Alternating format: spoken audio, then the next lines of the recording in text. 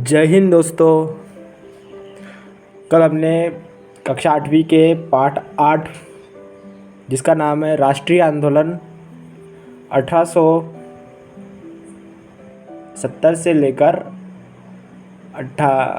अपने आज़ादी जैसे 1947 तक 1987 तक, ठीक है। उसमें हमने कल पढ़ लिया था कि भारतीय राष्ट्रीय कांग्रेस बन चुकी थी। भारतीय राष्ट्रीय कांग्रेस कौन से साल बनी थी? 1885 में बनी थी, जो बनाए 72 प्रतिनिधियों द्वारा, ठीक है। बम्बई में सभा करके भारतीय राष्ट्रीय कांग्रेस की स्थापना कर दी, ठीक है। इसमें अलग अपने अपने दादा भाई नौरोजी थे, बदरुद्दीन तैयब जी थे, रमेश चंद्र दत्त जी थे, ठीक है, और सुरेंद्रनाथ बैनर्जी जी थे। अब हम इसके बाद पढ़ेंगे आगे। कांग्रेस किसके पक्ष में बोलने का प्रयास कर रही थी? ठीक है। जनवरी 1886 में द इंडियन मिरर नामक अखबार ने लिखा, ये उस टाइम की कट कॉपी है। बम्बई में आयोजित प्रथम राष्ट्रीय कांग्रेस हमारे देश की भावी संसद के केंद्रक है और यह हमारे देशवासियों के लिए अकल्पनीय रूप से लाभकारी परिणामों को जन्म देंगी। बदरुद्दीन तैयब जी ने 1887 में अध्यक्ष की हैसियत से कांग्रेस को संबोधित करते हुए कहा। बदरुद्दीन तैयब जी अध्यक्ष, याद रखिए, 1887 में बदरुद्दीन तैयब जी। यह कांग्रेस भारत के किसी एक वर्ग या समुदाय के प्रतिनिधि से मिलकर नहीं बनी है, बल्कि यह भारत के सभी समुदायों की संस्था है। जैसा कि हम जानते हैं कि आज़ादी के लिए जहाँ भारतवासियों को एक तरीके से अंग्रेज़ों ने एक नौकर या चाकर की तरह रखा था, तो उस समय अलग अलग संगठन बने। जैसे हमने देखा, जैसे कल पुणे, पहले पार्ट में देखा हमने, पुणे महासभा बनी, उसके बाद में मद्रास महासभा बनी। जैसे अलग अलग जो भी पार्टियां बनी, तो उसमें कांग्रेस बनी। उसका उद्देश्य क्या था कि हम, जैसे इसमें लिखा भी है कि ये देशवासियों की केंद्रक थी संसद में, बस एक ही एक जरिया था कि जो संसद में अपने भारतीयों के हक के लिए बात कर रही थी, ठीक है। तो बदरुद्दीन तैयब जी इसके अध्यक्ष थे उस समय। तो इन्होंने कहा था कि कांग्रेस किसी एक वर्ग या समुदाय के प्रतिनिधियों से नहीं बनी है, ये भारतीय समुदाय से बनी है, मतलब भारत में अलग अलग समुदाय है, ठीक है। अब ये दादा भाई नौरोजी की एक चित्र दिया हुआ है। नौरोजी की पुस्तक poverty and un British rule in India में ब्रिटिश शासन के आर्थिक परिणामों की बहुत तीखी आलोचना की गई है। याद रखिए कौन सी बुक लिखी है? पुस्तक poverty and un British rule. अब हम दूसरे टॉपिक पर जाएंगे, उभरता हुआ राष्ट्र, ठीक है। उभरता हुआ राष्ट्र। अक्सर कहा जाता है कि अपने पहले 20 सालों में कांग्रेस अपने उद्देश्य और तरीकों के लिहाज में मध्यमार्गी पार्टी थी। इस दौरान कांग्रेस ने सरकार और शासन में भारतीयों को और ज़्यादा जगह दिए जाने के लिए आवाज़ उठाई। कांग्रेस का आग्रह था कि विधान परिषदों में भारतीयों को जगह दी जाए, परिषदों को ज़्यादा अधिकार दिए जाए और जिन प्रांतों में परिषदें नहीं है वहाँ उनका गठन किया जाए। कांग्रेस चाहती थी कि सरकार में भारतीयों को भी ऊंचे पद दिए जाए। इस काम के लिए उसने मांग की कि सिविल सेवा के लिए लंदन के साथ साथ भारत में भी परीक्षा आयोजित की जाए, ठीक है। तो अब पार्टी बन गई थी भारत में, भारतीय राष्ट्रीय कांग्रेस 1985 में, ठीक है। अब इसके अध्यक्ष बदरुद्दीन तैयब जी थे। अब इसका एक मोटो था कि अब पहली मांग यही थी कि भारतीयों का अधिकार रहे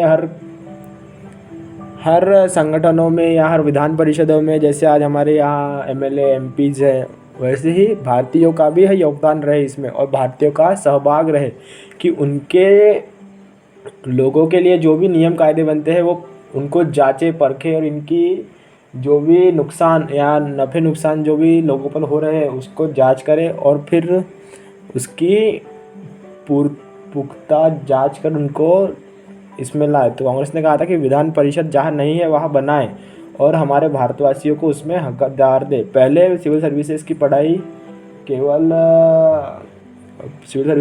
केवल लंदन में होती थी और उसकी परीक्षा भी वही होती थी, लेकिन भारतीय राष्ट्रीय कांग्रेस की ये मांग थी सबसे पहले कि सिविल सर्विसेज की पढ़ाई भारत में और उसकी परीक्षा भी भारत में ही हो। ठीक है। गतिविधि शुरुआत से ही कांग्रेस सभी भारतीय लोगों के हक में और उनकी ओर से बोलने का संकल्प व्यक्त कर रही थी। कांग्रेस ने ऐसा क्यों किया? ठीक है, अब ये आगे जानेंगे। राष्ट्रीय आंदोलन का संगठन 1870, हाँ ये तो पाठ का ही नाम है। शासन व्यवस्था के भारतीयकरण की मांग नस्लवादी के खिलाफ चल रहे आंदोलन का एक हिस्सा थी, क्योंकि तब तक ज़्यादातर महत्वपूर्ण नौकरियों पर गोरे अफसरों का ही कब्जा था। अंग्रेज आमतौर पर यह मानकर चलते थे कि भारतीयों को जिम्मेदारी भरे पद नहीं दिए जा सकते, क्योंकि अंग्रेज अफसर अपने भारी भरकम वेतन का एक बड़ा हिस्सा ब्रिटेन भेज देते थे। इसलिए लोगों को उम्मीद थी कि भारतीयकरण से यहाँ की धन संपत्ति भी कुछ हद तक भारत में रुकने लगेंगी। भारतीयों की मांग थी कि न्यायपालिका को कार्यपालिका से अलग किया जाए, आर्म्स एक्ट को निरस्त किया जाए और अभिव्यक्ति व बोलने की स्वतंत्रता दी जाए। शुरुआती सालों में कांग्रेस ने कई आर्थिक मुद्दे भी उठाए। उसका कहना था कि भारत में ब्रिटिश शासन की वजह से ही गरीबी और अकाल पड़ रहा है।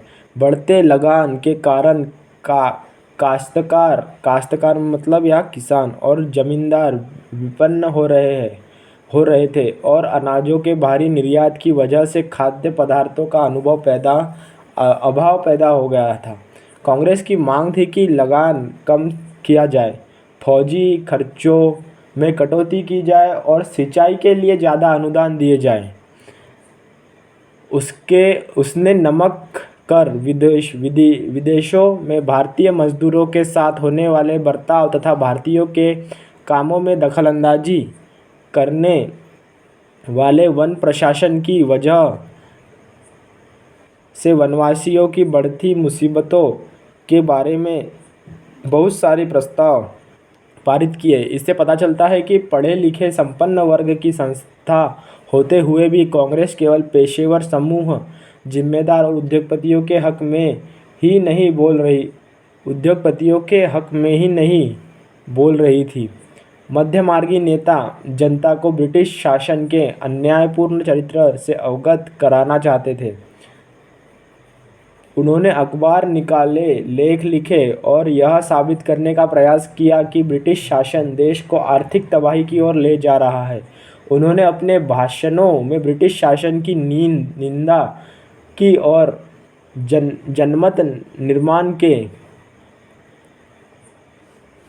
लिए देश के विभिन्न भागों में अपने प्रतिनिधि भेजे। लेकिन मध्यमार्गियों को यह भी लगता था कि अंग्रेज स्वतंत्रता व न्याय के आदर्शों का सम्मान करते हैं, इसलिए वे भारतीयों की न्यायसंगत मांगों को स्वीकार कर लेंगे।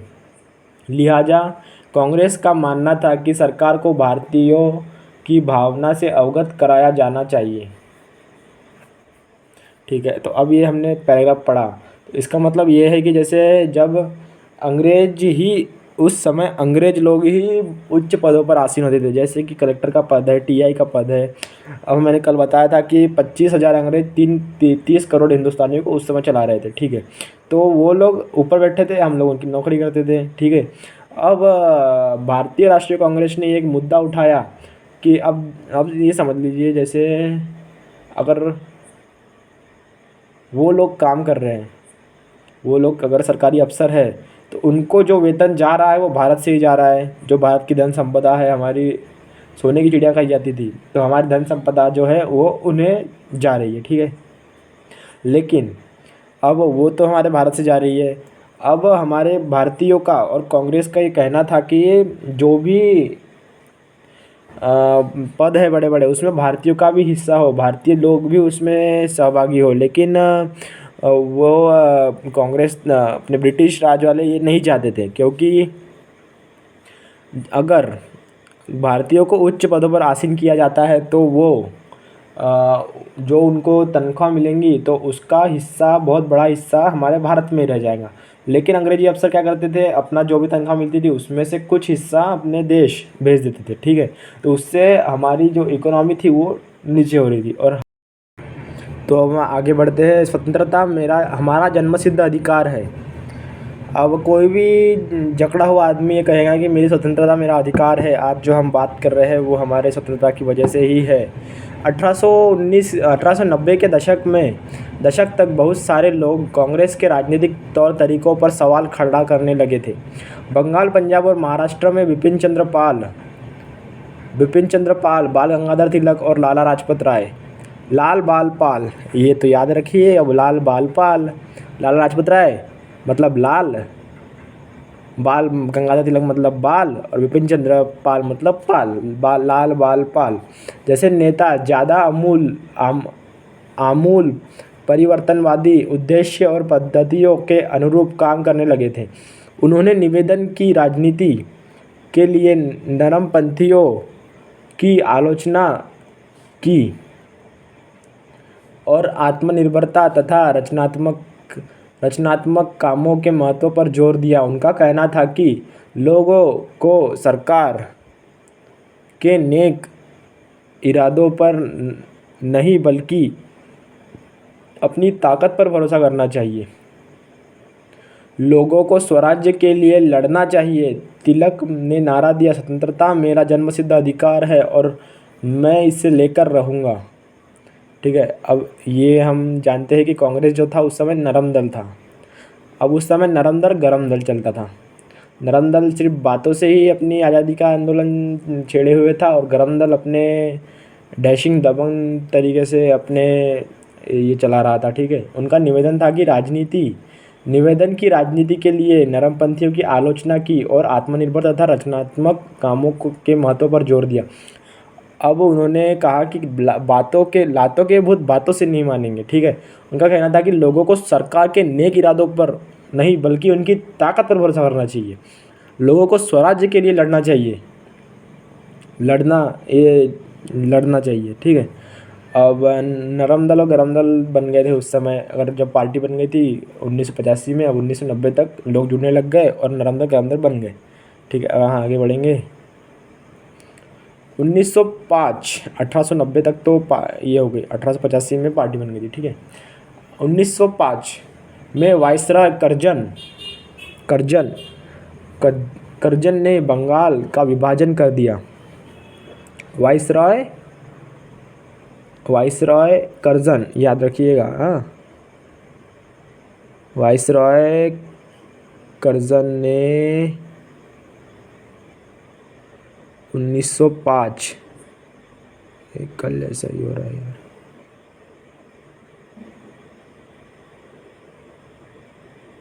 ठीक है।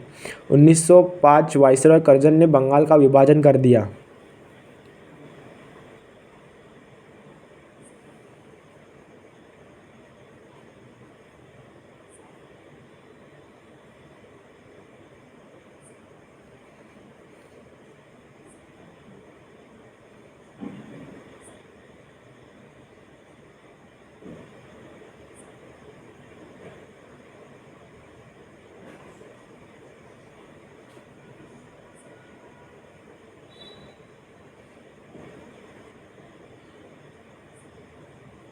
ठीक है, तो हाँ आगे बढ़ेंगे।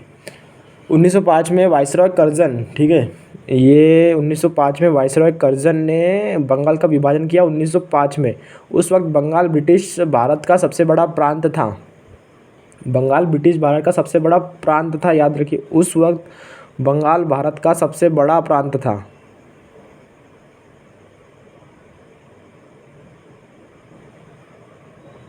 बिहार और उड़ीसा के कुछ भाग भी उस समय बंगाल का ही हिस्सा थे। आज जो बिहार और उड़ीसा अलग अलग है वो उस समय एक ही थे।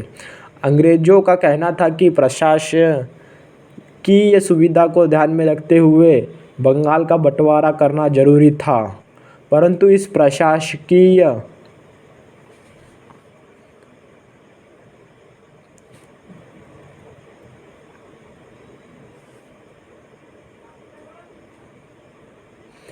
अंग्रेजों का कहना था कि प्रशासकीय सुविधा को ध्यान में रखते हुए बंगाल का बंटवारा करना जरूरी था, परंतु इस प्रशासकीय सुविधा का मतलब क्या था? इससे किसको सुविधा मिलने वाली थी? प्रशासकीय सुविधा मतलब जो भी हमारे धंधों पर जो नुकसान हो रहा है उसके लिए हमने दोनों को बांट दिया, ये उनका असली मकसद था। सुविधा मिलने वाली थी। जाहिर है कि इसका ताल्लुक अंग्रेज अफसरों और व्यापारियों के फायदे से ही था, लेकिन सरकार ने बंगाली इलाकों को अलग करने की बजाय उसके पूर्वी भागों को अलग करके असम में मिला दिया। पूर्वी बंगाल को अलग करने के पीछे अंग्रेज़ों का मुख्य उद्देश्य ये रहा होगा कि बंगाली राजनेताओं के प्रभाव पर अंकुश लगाया जाए और बंगाली जनता को बांट दिया जाए। बंगाल के विभाजन से देश भर में गुस्से की लहर फैल गई। मध्यमार्गी और आमूल परिवर्तनवादी नेता कांग्रेस के सभी धड़ों ने इसका विरोध किया। विशाल जनसभाओं का आयोजन किया गया और जुलूस निकाले गए। जनप्रतिनिधियों के नए नए रास्ते ढूंढे गए। इससे जो संघर्ष उपजा उसे स्वदेशी आंदोलन के नाम से जाना जाता है। स्वदेशी आंदोलन, अब देखिए स्वदेशी आंदोलन क्या है। तो हमने बहुत पढ़ा है स्वदेशी मूवमेंट, अरे आज स्वदेशी ये चल रहा है वो चल रहा है, रामदेव बाबा ने स्वदेशी लाया, लेकिन असली स्वदेशी ये था। ठीक है, जब बंगाल अलग हो गया तो अलग अलग लोगों ने आंदोलन निकाले सड़कों पर, उस आंदोलन को कहा गया स्वदेशी आंदोलन। यह आंदोलन बंगाल में सबसे ताकतवर था, परंतु अन्य इलाकों में भी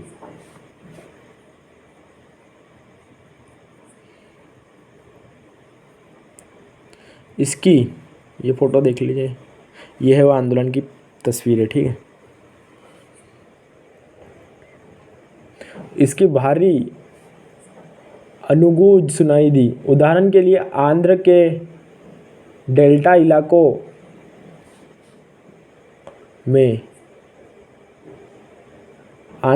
इलाकों में इसे वंदे मातरम आंदोलन के नाम से जाना जाता था। स्वदेशी आंदोलन को क्या कहते थे? और स्वदेशी आंदोलन को कहते थे डेल्टा आंदोलन। ये भी एक महत्वपूर्ण चीज़ है। कहाँ गया जी डेल्टा? आंध्र के डेल्टा इलाकों में डेल्टा वंदे मातरम, मैंने भी गलत बोला, डेल्टा, ठीक है, के नाम से जाना जाता था। स्वदेशी आंदोलन ने ब्रिटिश शासन का विरोध किया और स्वयं सहायता, स्वदेशी उद्यमों, राष्ट्रीय शिक्षा और भारतीय भाषा के उपयोग को बढ़ावा दिया। स्वराज के लिए आमूल परिवर्तनवादी ने जनता को लामबंद करने और ब्रिटिश संस्थानों व वस्तुओं के बहिष्कार पर जोर दिया। कुछ लोग ब्रिटिश शासन को उखाड़ फेंकने के लिए क्रांतिकारी हिंसा के समर्थक थे। 20वीं शताब्दी के प्रारंभिक दशकों में कई दूसरी महत्वपूर्ण घटनाएं भी घटी। 1906 में मुसलमान जिम्मेदारों और नवाबों के एक समूह ने ढाका में ऑल इंडिया मुस्लिम लीग का गठन किया। ढाका में 1906 में मुसलमानों ने ऑल इंडिया मुस्लिम